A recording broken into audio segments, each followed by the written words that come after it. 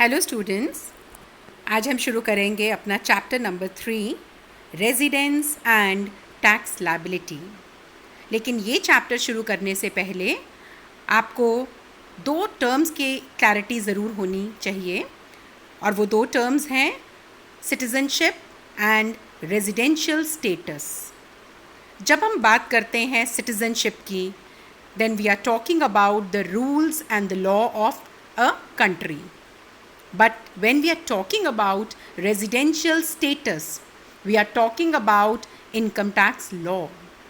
तो यहाँ पे इस चैप्टर में we are not talking about the law of any country related to citizenship. We are talking about residential status, the law of income tax. That is, we are starting with this chapter. Now, residential status of assessee और of various person. अब ये person कौन है और assessee कौन है, ये हम अपने चैप्टर नंबर 1 में कर चुके हैं. तो हर वो assessee who is liable to pay the tax and who falls under the category of various persons. कितनी तरह के रेजिडेंशियल स्टेटस हमारे असेसीज या हमारे पर्सन के हो सकते हैं. अगर हम ब्रॉडली बात करें, that is the types of residents, they are 2 types, that is resident और नॉन रेजिडेंट. बट हमारा रेजिडेंट की कैटेगरी जो है वो फर्दर सब डिवाइडेड है into 2 categories, and that is ordinarily resident and not ordinarily resident. अगर हम एक जनरल टर्म में बात करें, in that case we have 3 categories of residentship, and that is ordinarily resident, then not ordinarily resident and non resident. Now सबसे पहले हम बात करेंगे अपने पहले पर्सन की, and that is individual. Individual के केस में एक individual ordinarily resident, not ordinarily resident और नॉन रेजिडेंट कैसे डिक्लेयर होता है. सबसे पहले हम बात करेंगे एक इंडिविजुअल ऑर्डिनरीली रेजिडेंट कब डिक्लेयर होता है.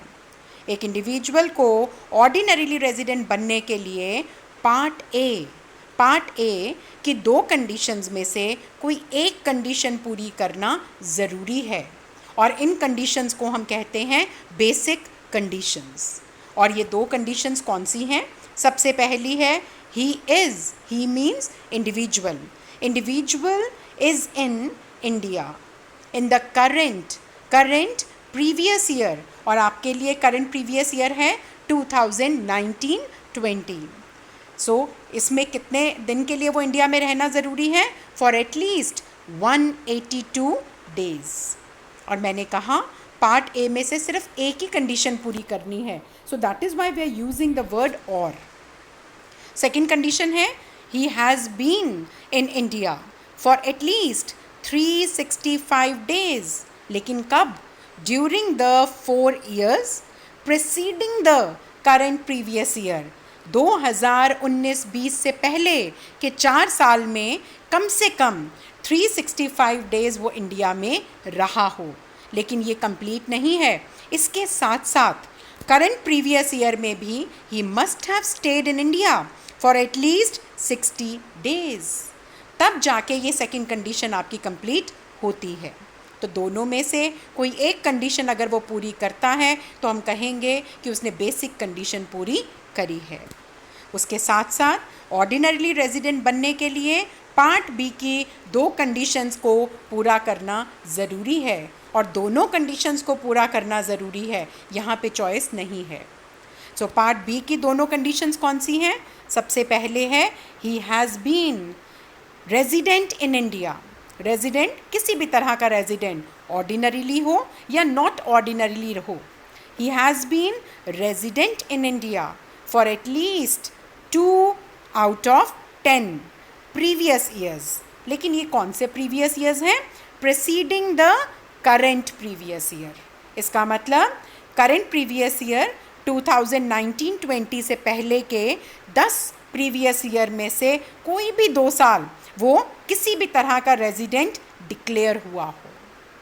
सेकेंड, अगेन जो ज़रूरी है पूरा होना, सेकेंड कंडीशन है ही has been in India for at least 730 days during the 7 previous years preceding the current previous year. हमारे करंट प्रीवियस ईयर 2019-20 से पहले के 7 प्रीवियस ईयर्स में से कम 730 डेज वो इंडिया में ज़रूर रहा हो। तो ये पार्ट ए की कोई एक कंडीशन, पार्ट बी की दोनों कंडीशंस अगर एक इंडिविजुअल पूरी करता है तो उसको हम कहेंगे ऑर्डिनरीली रेजिडेंट। लेकिन पार्ट ए की 2 एक्सेप्शंस भी हैं। अब वो पार्ट ए की 2 एक्सेप्शंस क्या हैं? सबसे पहली एक्सेप्शन है an individual who is a citizen of India. बहुत ज़रूरी है इसके लिए, he is a citizen of India and he leaves India in any of the previous year. लेकिन एक पर्पज़ के लिए जाना है, और वो पर्पज़ क्या है? फॉर एम्प्लॉयमेंट, या फिर as member of crew of Indian ship has to fulfil only first condition of part A. यानी उसके लिए पार्ट ए की सेकंड कंडीशन एप्लीकेबल नहीं है। ही हैज़ नो चॉइस। उसको पार्ट ए की एक ही कंडीशन है जो अवेलेबल होगी और वो पूरी करनी ज़रूरी है, and that is of 182 days. Second exception है a citizen of India. Again दोनों में जो हाईलाइटेड पॉइंट है वो है सिटीज़न ऑफ इंडिया, लेकिन इसमें या फिर कौन हो सकता है? फॉरेन नेशनल, लेकिन साथ साथ और भी ज़रूरी है of Indian origin. Foreign national of Indian origin का मतलब है मे बी वो पर्सन खुद उसका जन्म इंडिया में नहीं हुआ, लेकिन उसके परिवार में, उसके 4 फादर्स में कोई ना कोई इंडिया को बिलोंग करता है, यहाँ उनका जन्म हुआ था। So that is why he is known as that is foreign national of Indian origin. Now ये दोनों पर्सन्स में से कोई भी हो सकता है who is living outside India, India में नहीं रह रहा, ज़्यादातर समय इंडिया से बाहर रह रहा है, comes on a visit to India. अब वो इंडिया में आ रहा है, लेकिन कब? In the current previous year, लेकिन किसी पर्पज़ के लिए नहीं। यहाँ पे पर्पज़ आपका डिफाइंड नहीं है। आप किसी भी पर्पज़ के लिए, चाहे एजुकेशन के लिए, चाहे एम्प्लॉयमेंट के लिए, चाहे अपने मेडिकल ट्रीटमेंट के लिए, चाहे घूमने के लिए, किसी भी पर्पज़ से आप आ सकते हैं। लेकिन यहाँ पे भी पार्ट ए की सिर्फ एक ही कंडीशन आपके लिए अवेलेबल है, और वो कौन सी है? 182 डेज वाली, यानी 60 डेज वाली कंडीशन आपके लिए एप्लीकेबल नहीं है। So these are the 2 exceptions. अब इसी पॉइंट को ख़त्म करने से पहले मैं आपको यहाँ पे क्लियर करना चाहूँगी, जब हमने बात करी at least 182 days, at least 365 days, at least 60 days, at least 730 days, so जब हम ये एटलीस्ट वर्ड यूज़ कर रहे हैं, इसका मतलब है कि कम से कम जो हमने टाइम पीरियड कहा है, चाहे वो करंट प्रीवियस ईयर है, चाहे 4 साल है, चाहे 7 ईयर्स हैं, उसका टोटल जो स्टे है उस दौरान, उस टाइम पीरियड में, that should be that minimum total. Okay, so that means continuously हमारा 182 डेज, कंटिन्यूसली 60, 730 ये हमारे लिए ज़रूरी नहीं है। हमें देखना है उस टाइम पीरियड का total. Okay, so that means a person can come, he can go back to foreign country, again he comes, लेकिन उस दौरान का जो हमारा टोटल, उसका यहाँ पे इंडिया का स्टे है, हम उसका बाद में टोटल करेंगे। If it satisfies the condition तो हम बात करेंगे एटलीस्ट उसने मिनिमम अपनी रिक्वायरमेंट पूरी करी है। दूसरी चीज़, क्या जब इंडिया में रहे तो क्या इंडिया में एक ही जगह पे रहना ज़रूरी है? नो। इंडिया में, इंडिया की बाउंड्रीज़ में वो कहीं भी घूम सकता है, लेकिन वो सारा स्टे इंडिया में माना जाएगा। उसके बाद एक और चीज़, जब आपका एक व्यक्ति इंडिया से बाहर जाता है और इंडिया में आता है वापस, वो दोनों दिन हम इंडिया के टोटल में काउंट करेंगे जब भी हम टोटल करेंगे। तो ये कुछ पॉइंट्स हैं जो आप ध्यान में रखेंगे, और यहाँ पे हमारा पहला पॉइंट, पहला पर्सन का जो स्टेटस डिफाइन करना है वो ख़त्म होता है, and that was individual. Second हम बात करेंगे एक इंडिविजुअल, अभी हमने बात करी है ऑर्डिनरीली रेजिडेंट कब बनता है। अब हम बात करेंगे एक इंडिविजुअल नॉट ऑर्डिनरीली रेजिडेंट कब कहलाया जाता है। एक इंडिविजुअल नॉट ऑर्डिनरीली रेजिडेंट तब कहलाया जाता है जब वो पार्ट ए की तो कोई एक कंडीशन पूरी कर रहा है, लेकिन पार्ट बी की कंडीशन पूरी नहीं करता। At that time he is known as the not ordinarily resident. और वही व्यक्ति नॉन रेजिडेंट कब कहलाएगा? जब वो अपनी बेसिक कंडीशन यानी पार्ट ए की ही कंडीशन को पूरी नहीं करता, तब हम पार्ट बी को चेक नहीं करेंगे। So this was all regarding individual. Now we come to the second person. दूसरा पर्सन हम ले रहे हैं वो है हिंदू अनडिवाइडेड फैमिली।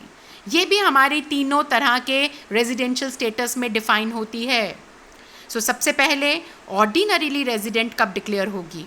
जब HUF का कंट्रोल और मैनेजमेंट पार्शली या सारा का सारा इंडिया में है। Very simple. नाउ कब ये नॉट ऑर्डिनरीली यानी NOR डिक्लेयर होगी? जब इसका कर्ता, the eldest member of the family, जब इसका कर्ता fulfils the condition of NOR, not ordinarily resident of individual. और अभी हमने थोड़ी देर पहले करी कि NOR ऑफ इंडिविजुअल कब डिक्लेयर होता है? NOR इंडिविजुअल जब वो पार्ट ए की कंडीशन तो पूरी कर रहा है लेकिन पार्ट बी की कंडीशन पूरी नहीं करता। सो कर्ता ऐसा करेगा तो HUF क्या डिक्लेयर होगी? NOR।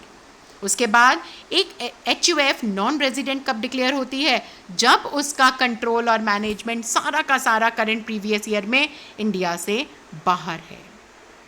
अब हम बात करेंगे अपनी नेक्स्ट कैटेगरी ऑफ पर्सन्स की, and that is firm and association of person. तो ये दोनों, अब जो हम जितने भी पर्सन्स अब हम करने जाएंगे उन सब के लिए तीनों कैटेगरीज में डिफाइन होना जो है अवेलेबल नहीं है। यानी ये जितने भी पर्सन्स अब हम करेंगे तो वो सिर्फ दो कैटेगरीज में डिफाइन हो सकते हैं, या तो ऑर्डिनरीली रेजिडेंट या नॉन रेजिडेंट। पहले बात करते हैं फर्म या एसोसिएशन ऑफ पर्सन की। एक फर्म या association of person ordinarily resident कब डिक्लेयर होती हैं? जब उनका कंट्रोल और मैनेजमेंट पार्शली और होली यानी सारा का सारा इंडिया में है। लेकिन अगर सारा का सारा इंडिया से बाहर है then they will be declared as non resident. अब अगला व्यक्ति जो है हमारा वो है कंपनीज। यस, हमारी कंपनीज, इनके लिए भी दो ही स्टेटस अवेलेबल हैं। सबसे पहले बात करेंगे ऑर्डिनरीली रेजिडेंट कब डिक्लेयर होती हैं। एक कंपनी ऑर्डिनरीली रेजिडेंट अगर डिक्लेयर होना चाहती है तो उसके पास दो कंडीशंस हैं। दोनों में से कोई एक कंडीशन वो पूरी कर दे। Either it is an Indian company or its place of effective management यानी control it is totally in India. दोनों में से कोई भी कंडीशन उसकी पूरी हो जाए तो हम उसको कहेंगे ऑर्डिनरीली रेजिडेंट। अब बात करते हैं नॉन रेजिडेंट। एक कंपनी नॉन रेजिडेंट कब होगी?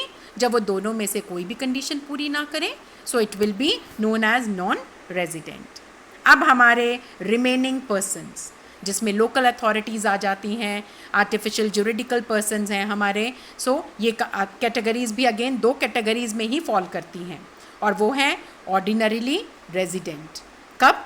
जब इनका कंट्रोल एंड मैनेजमेंट सारा का सारा इंडिया में है, लेकिन अगर वही कंट्रोल और मैनेजमेंट आपका इंडिया से बाहर है they will be declared as non resident. So ये थी हमारी theory that is related to that is कैसे हम रेजिडेंशियल स्टेटस को डिक्लेयर कर सकते हैं। Now we come to the a few of the illustrations. Okay, so illustrations में मैंने कुछ मार्किंग करी है because the year has been change. So कुछ मार्किंग मैंने करी है so you can very well understand it. It is from your own book only. So illustration 2 हम सबसे पहले बात करेंगे। क्वेश्चन है इलस्ट्रेशन 2 में एंड उसको हम सॉल्व करेंगे सीइंग जो अभी हमने रूल्स फॉलो करे हैं, जो रूल्स अभी हमने डिस्कस करे हैं। This is the first is Nixon, an American citizen, was appointed a senior scientific officer in India on 1st April 2009. On 31st January 2017, he went to Uganda, यानी India से बाहर गया, on deputation for a period of 3 years, 3 साल के लिए, but left his wife and children in India. No problem, उससे उसके status में कोई फ़र्क नहीं पड़ने वाला, क्योंकि हर इंडिविजुअल का स्टेटस अपना है.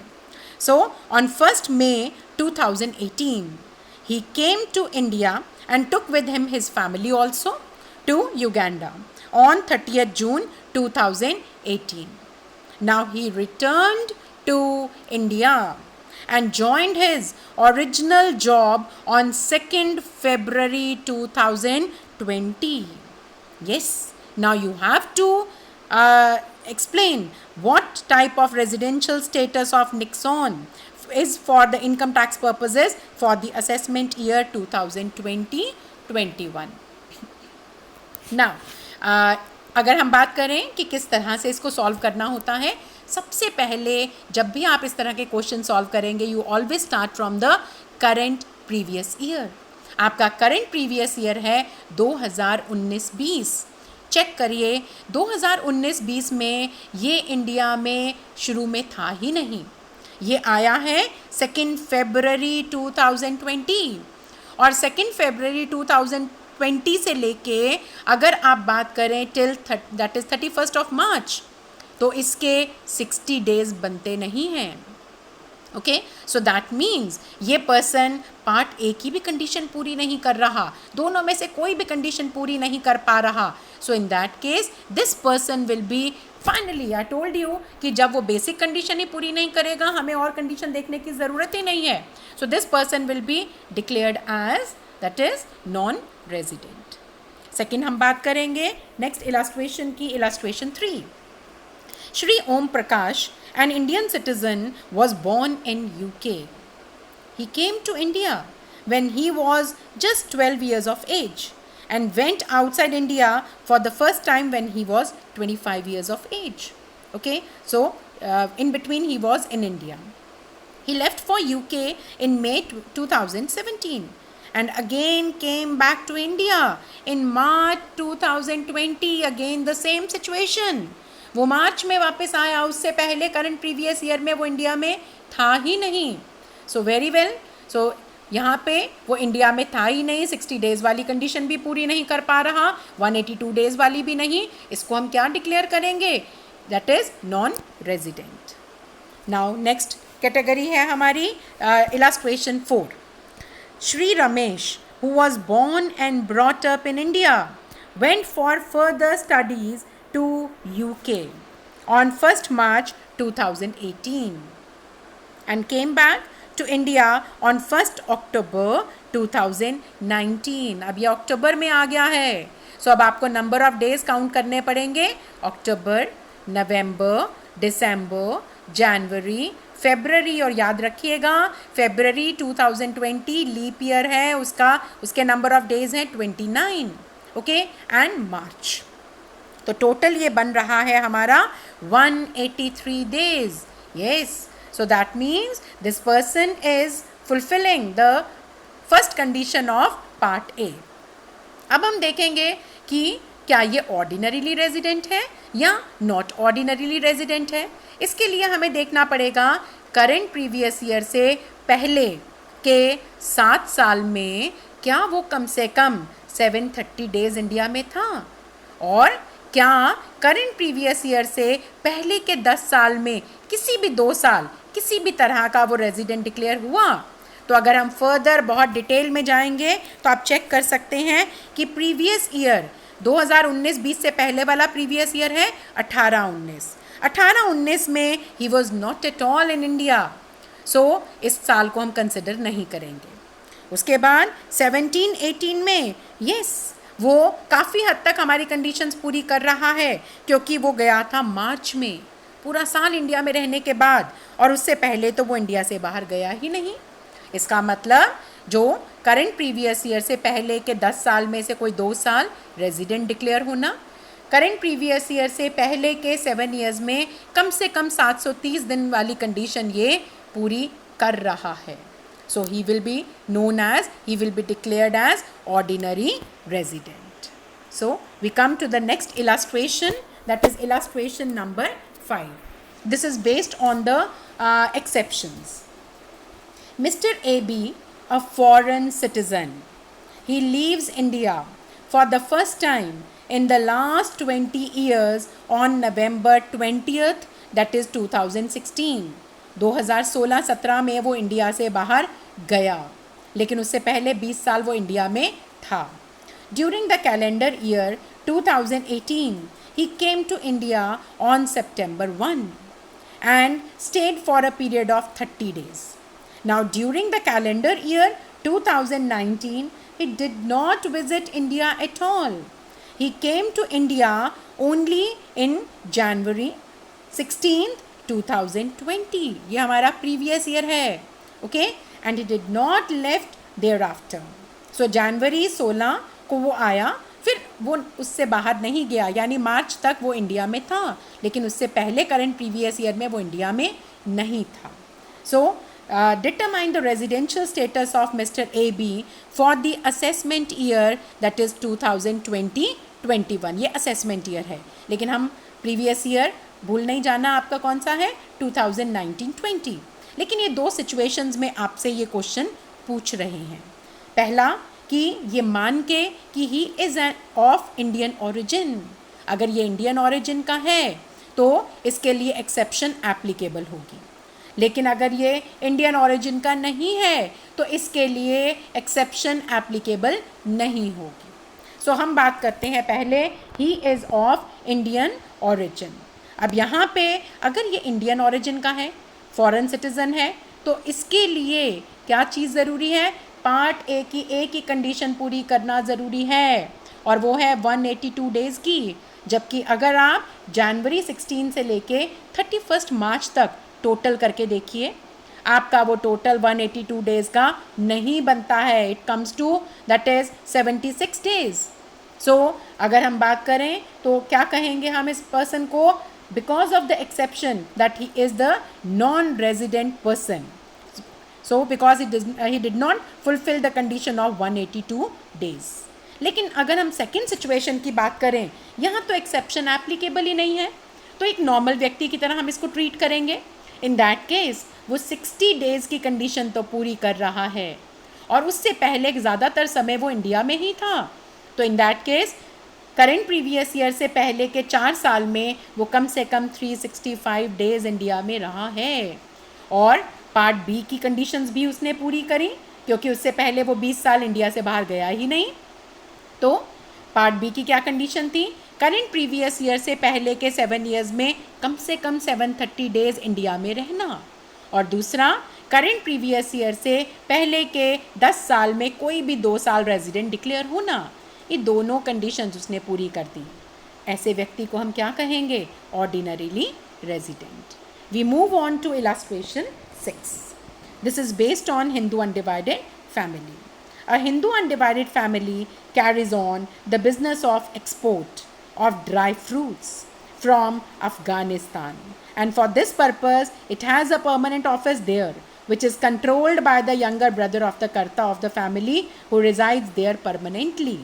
But the Karta permanently resides in India. यहीं से हमें हिंट मिल गया, वो ज़्यादातर समय इंडिया में है, इफ़ेक्टिव कंट्रोल आपका इंडिया में है ज़्यादातर. पार्शली ठीक है, कभी कभी वो इंडिया से बाहर जा रहा है, लेकिन पार्शियल तो इंडिया में है ना. सो हिंदू अनडिवाइडेड फैमिली अगर पार्शियल कंट्रोल इंडिया में है, क्या डिक्लेयर करेंगे, ऑर्डिनरीली रेजिडेंट. उसके बाद बात करते हैं इलस्ट्रेशन 7 की, जो हमारी रिलेटेड है कंपनी से.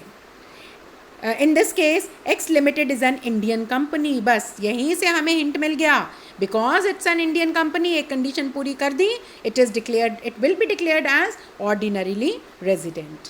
लास्ट है हमारी इलस्ट्रेशन 8. एक्स लिमिटेड और वाई लिमिटेड दो हमारी कंपनीज हैं. X limited is registered in Pakistan, Y limited is registered in India. तो वाई लिमिटेड को तो हम अभी से डिक्लेयर कर देंगे, because it is registered in India, it's a Indian company, it is N ordinarily resident. लेकिन एक्स लिमिटेड के लिए देखते हैं, the place of effective management of x limited is in India. चाहे वो रजिस्टर्ड इंडिया में नहीं है, लेकिन उसका कंट्रोल और मैनेजमेंट जो है वो सारा इंडिया में है. So in this case yes we will declare it also. X company को भी हम क्या कहेंगे, ordinarily resident. So this was all regarding the first part of this chapter, that is residential status. So कल हम शुरू करेंगे, नेक्स्ट टॉपिक में हम शुरू करेंगे that is scope of income. लेकिन अभी उससे पहले आपको ये क्लैरिटी होना बहुत ज़रूरी है. So please revise it. Thank you.